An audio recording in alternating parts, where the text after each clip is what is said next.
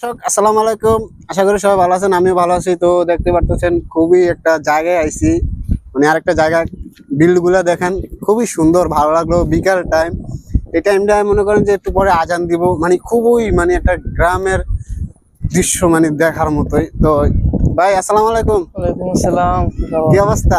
এই তো ভাই আসি মালয়েশিয়ায়, কিন্তু ফিল পাইতেছি বাংলাদেশের। এইটা মানে এই জায়গাটা দেখা কেমন মনে হইতেছে? পুরাই মানে দেখে অনেকটা বাংলাদেশের গ্রাম ভিলেজে এলাকার মতো লাগতেছে, বাট খুবই সুন্দর।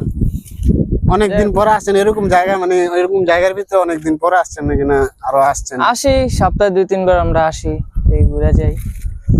আসলে দেখার মতো জায়গা তো, আর এখানে একটা বলি না আমরা, প্রাকৃতিক প্রশান্তি পাওয়া যায় আর কি একটা।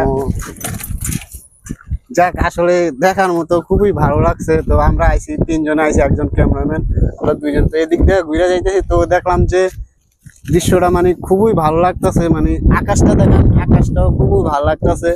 মানে একটা গ্রামের ফিল, বা এই যে চতুর্পাশে গাছ গাছলা, কলা গাছ, আম গাছ, বিভিন্ন ধরনের গাছ গাছলা আছে। খুবই ভালো লাগে, গ্রামের একটা দৃশ্য, একটা ফিল পাওয়া যায় এদিকে আসলে।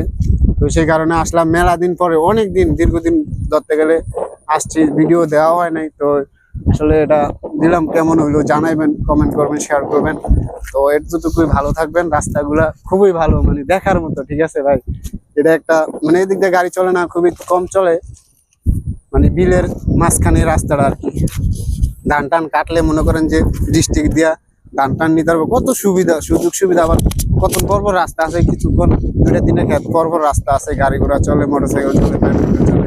তো সেক্ষেত্রে মনে করেন ক্ষেতগুলা, ধানগুলা যে করে খুবই ভালো লাগে। ধানগুলা নিতেও কোনো কষ্ট হয় না, আবার ধান ছিটাইলেও কোনো কষ্ট হয় না।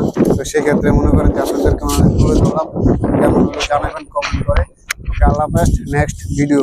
ধন্যবাদ সবাই।